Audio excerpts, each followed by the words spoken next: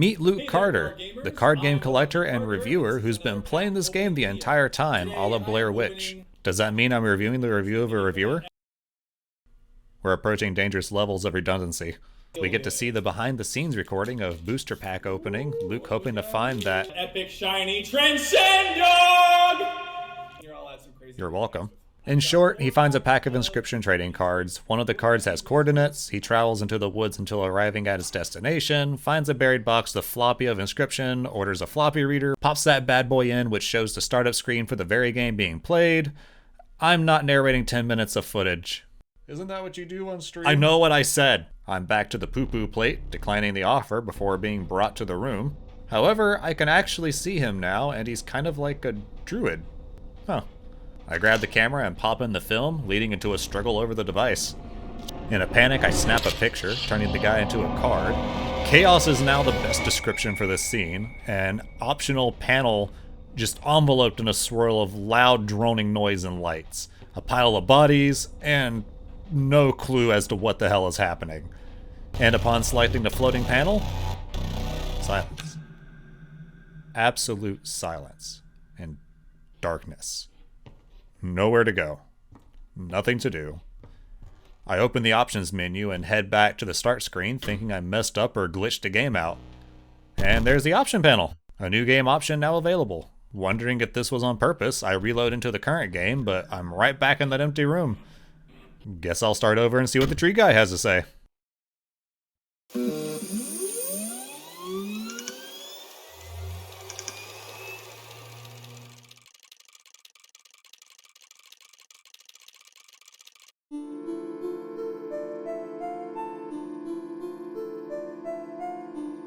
There's a whole ass other game here?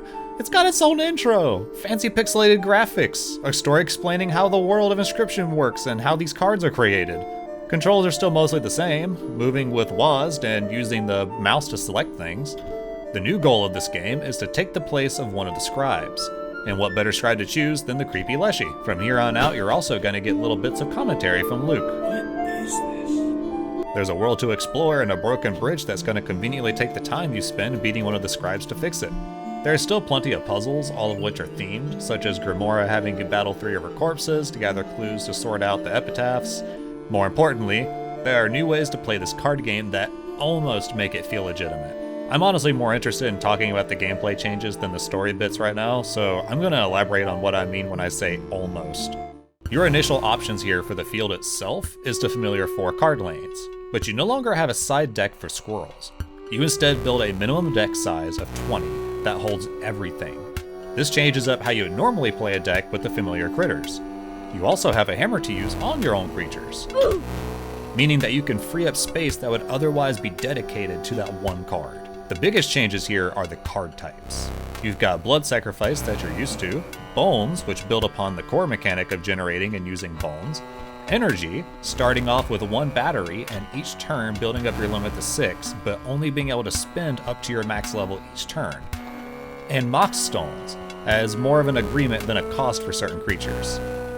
There is a lot more you can do with these sets, especially when there are cards designed to be mixed with each other. You also get booster packs by beating various opponents and bosses, solving puzzles, searching for hidden packs, and even a card shop to buy certain cards and more booster packs. I really like all of the changes in this version, but it doesn't make it any less of a puzzle game.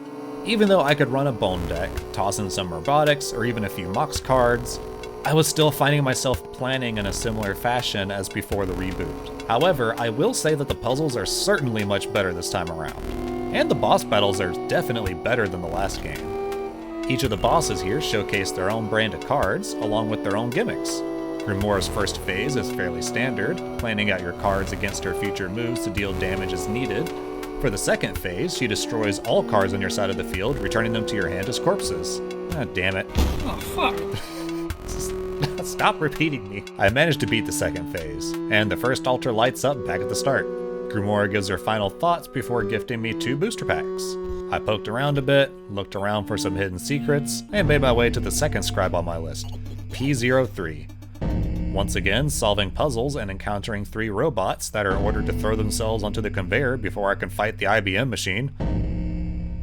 I'm sure it's fine. First phase has a rotating belt, which, to its credit, does make the battle interesting. 4 tries in, and I figured out how to solve this rotating belt gig with a little RNG. Second phase hit, and he copies a card on my side of the field to his. But the field rotates, and now I get 2 of these to crush him with. Not the brightest move on his part, but I get a couple more booster packs. PO3 asks why I chose to replace Describe a Beast, and that I should reconsider before the camera battery dies. On a side note, there are some ARG elements in this game that I'm not going to spoil for you guys, so I'm giving you the short version again. Luke sends Game Funo, the company who made a physical card game of Inscryption, an email to inquire about the digital game he found, ask his viewers about it, gets a reply email that they haven't made such a thing, but are more than happy to bogart that shit. Questionably nice lady comes a knocking about the floppy that Luke claims he didn't copy, and we're back. With 2 scribes left, I head on down toward Magnificus, scribe of magics and 3 more puzzles and battles. I'm starting to get the gist of how this game is going, so I pop on a magical monocle and get to solving. Oh god, I thought PO3 treated his underlings horribly. I think I found my favorite character. A note for Grimora is found, warning of an unforeseen plot by PO3 for the great transcendence of sorts. The magical tree is concerned about future visions from his eyeball. However, I'll have to beat him in a card game first before he elaborates any further. And this is far more RNG than the rest of the boss battles so far. He'll paint over your cards, replacing their abilities unless they have a mock stone in place. The new abilities are random, so a few battles in and I finally make it to the second phase where he paints over his own cards. Again, it's just RNG with this scribe. Not to mention the mock set only has one good use.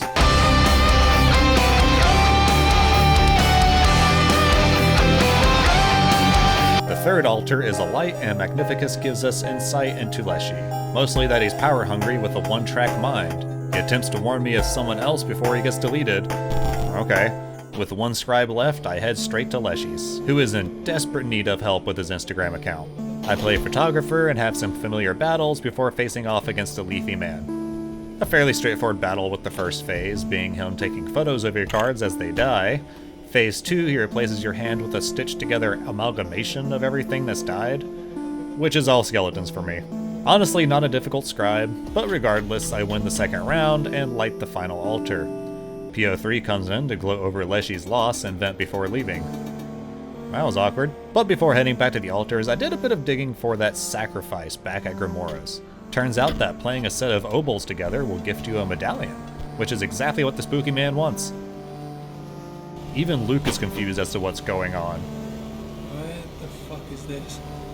Leading to a strange ribcage with cards in the tattered pocket and totally not an Xbox gamer tag. Is it?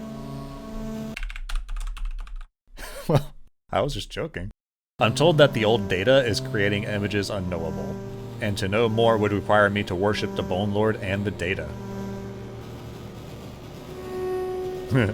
Well, I got a strange key and some neato stuff, so now it's time to replace a scribe.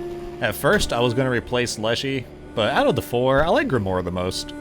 She doesn't seem happy about the choice, however, lamenting that if she had her way, she would erase it all. And to top it off, PO3 shows up to steal the spotlight. He glitches Gamora away and starts a duel with me instead, even acknowledging that I was supposed to fight the scribe of my choice, but stating that he has different plans. The fight was casual at first, placing some cards down to block a future play when he slips something strange onto the field. I don't trust that look on his face, so I remove my creature and play in a different lane to attack him directly, and god damn it!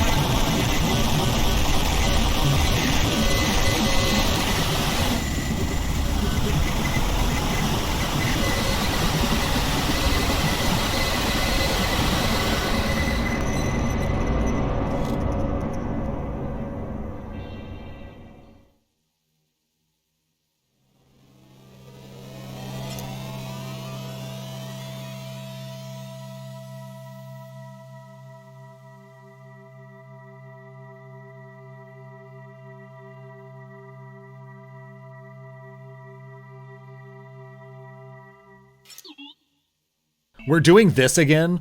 Welcome to Inscryption 2. You get your starting deck of 4 floppies, some of these with new abilities I haven't seen yet. Am I in a metal version of the cabin too? Oh god. I know I've spent most of this video talking about how much this isn't a card game, but a lot of things from here on out changed my mind for the better. You're no longer sacrificing critters to summon cards. It's all about energy consumption and economy. You get 5 lanes to play with, and on top of that, you get these empty vessels that are purely strategic. Need to defend? Slap down an empty vessel instead to absorb the blow and build up your energy for the early turns. And with card collecting, it's now totally optional to get extra cards. No longer are you finding yourself being forced to accumulate cards or upgrade them against your will. Interact or keep on walking. You can explore freely on the map and use waypoints to quickly hop around Bootopia? You'll notice rather quickly that this is the same game overall of what you just played through, but thoroughly revised. Bones are no longer in use. Instead of sacrificing to summon critters, you get transforming cards that become a critter every other turn. And the mock setup is completely revamped, giving buffs to upgraded cards depending on which mox is on the field. You also don't restart if you lose a match, but rather get sent to the last checkpoint, leaving whatever money you accumulate where you died to retrieve it again. There are also bounty hunters that will come after you if you do too well. You also get fewer challenges to deal with, namely just a few reactors to disable. Did I mention that PO3 is acting all of this out for you? Somehow being more extra than Leshy was with his masks? Why am I enjoying this? If it wasn't such a deranged sentient AI plotting nefarious things, I would play this version as its own game. However, I'm still dealing with spooky shenanigans, so it can't all be fun and games in this game. There's still some plot left with puzzles to solve, and bosses to get through. While playing PO3's game, the map suddenly goes out, and since I can't progress without power, the robot releases the cuff, demanding I go and grab a battery from the next room. There's a bit of bleed over from the other scribes, various objects from their residence existing in the robots. I also solve a few puzzles, rediscover my favorite character, and the fisherman, and find the battery. I continued on toward the first boss, or Uberbot as PO3 calls them. There's a room that's locked on the way that opens with a key found in the last version of Inscryption, which leads me back to the Bone Lord. However, he isn't willing to talk about the old data on camera, so Luke shuts it down briefly. I'm greeted by a couple of creepy librarians asking me to grant permission. Not sure what for, but okay. And we are introduced to the first boss, the Archivist. All about sorting and analyzing data with only the finest of vocabulary. Certainly much better than mine. This battle isn't about dealing damage to the boss so much as it is getting rid of the onslaught of librarians. Each one destroyed gives an opportunity to add a file for damage onto the scale, but only if you give it access to your hard drive. I'm not one to allow any rogue AI access like that. Okay. Large file. Phase 1 down, I'm asked to choose a file that's near and dear for Phase 2. However, I don't trust this game, so I choose the executable. It makes a card based on its creation data and says it'll delete it from the driver if it's destroyed. I call his bluff and finish the first Uberbot. Yet again, setting off the first altar, I get to upgrade my side deck afterwards, and whoops, memory card is full. Luke finds a bunch of vintage cards of Inscryption from an old lady, calls her the next day to ask where she found them. They were her daughter's. The daughter is dead, but plot twist, the daughter worked for Game Funa. Plot twist, Game Funa burned down and no longer exists. Spooky sounds in the house. Whatever the fuck this all is. Creepy giggles, and we're back. Finding random folders hidden along the path, I make my way to the second boss in Leshy's neck of the woods, the photographer. Pretty straightforward with this one. You get chances to take pictures of the field that you can use to reset the field to that photograph. Pretty neat. And the second phase is pretty much more the first. Another upgrade to the side deck, and I make my way down toward the Magician's area. But PO3 says I need another device for this area, so I'm off to solve more puzzles, talk to some goo, and grab the floating device. This is the upgrade for the Mox cards I mentioned earlier. More fights and puzzles lead me to the third Uberbot, the Painter. I really like this one. I get to make his face, and through the phases, I get to make rules. I also learned I suck at designing rules for this game.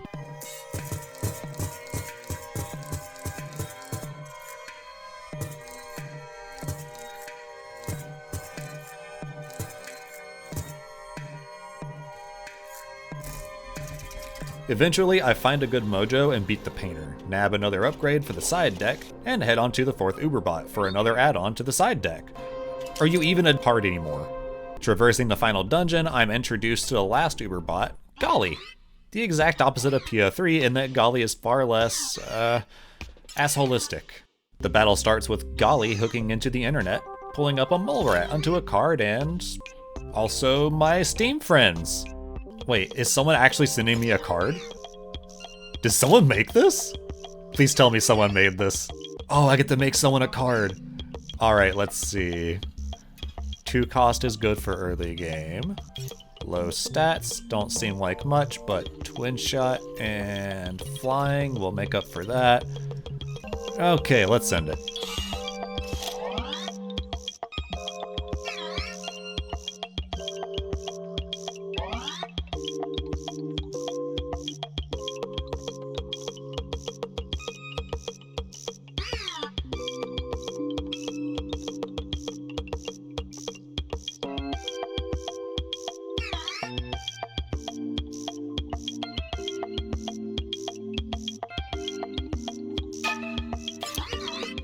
Damn it. With the last Uberbot down, I'm not given any loot, but rather told that I should head back to the beginning for the Great Transcendence. But shenanigans are afoot, or a busted camera. I know PO3 doesn't like it, so he orders me to investigate before continuing on with the game. I check out the room, mess with the terminal that now has a signal, and oh god! I wasn't ready for Father Christmas and his demented elves. Oh. Why are you a tree? The scribes instruct me to go along with PO3's game so I could distract him for a surprise attack. Grimoire trash-talking his mechanics and boss battles. I'm not gonna lie though, PO3 made it way better. It's not my fault you didn't make it better. Random images float around as I walk back to the altars, and here is where the bot's plans are revealed. The Great Transcendence was actually a ruse for PO3 to create and upload copies of his game. All of those bosses? Nothing but exploitative labor to push copies of this game into the world.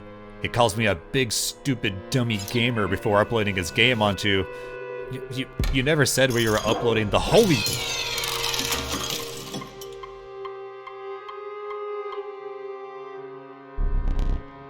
Magnificus brings up the new game card, telling me that I can reset it all again, but Gamora sees the folder has access to the game. With some unexpected clicks, she begins the process of deleting Inscryption, reassuring the remaining scribes that it's for the best, not only to end what must have been an endless cycle of resets and quarrels, but to destroy the old data as well. With a brief farewell, the world crumbles, falling into a watery abyss as information from the game deleting starts flying across the screen. With PO3's version deleted, a backup is loaded into its place, placing me in a crypt similar to Grimoire's temple. Up till this point, Inscryption has been kinda quirky with some spooks, but as the game is deleted, it becomes rather somber as they face down the final moments of their lives. I can't help but feel sorrowful for them. These final moments give you a glimpse into what could have been if Grimoire was in charge of the reset. Getting to explore her version of the board, the aesthetics of the card battles and mechanics of the game.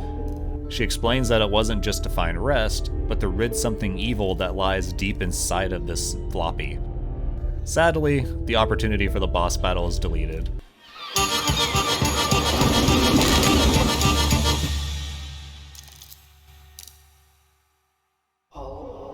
And with a somber handshake, she's gone. The disc attempts to boot into another version as Grimoire is wiped, finding myself back at Leshy's table.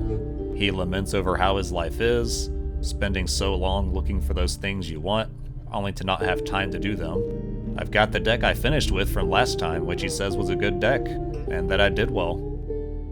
This one hurt.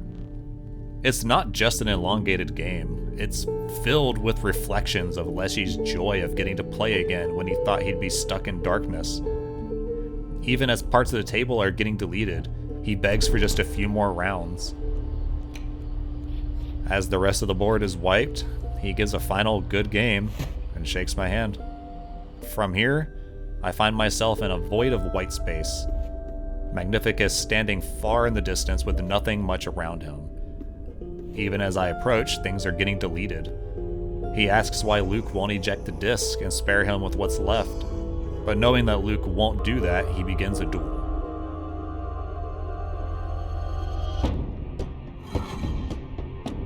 Did he just put a dual disc on me? After a few rounds, he asks Luke if he feels remorse for destroying their world.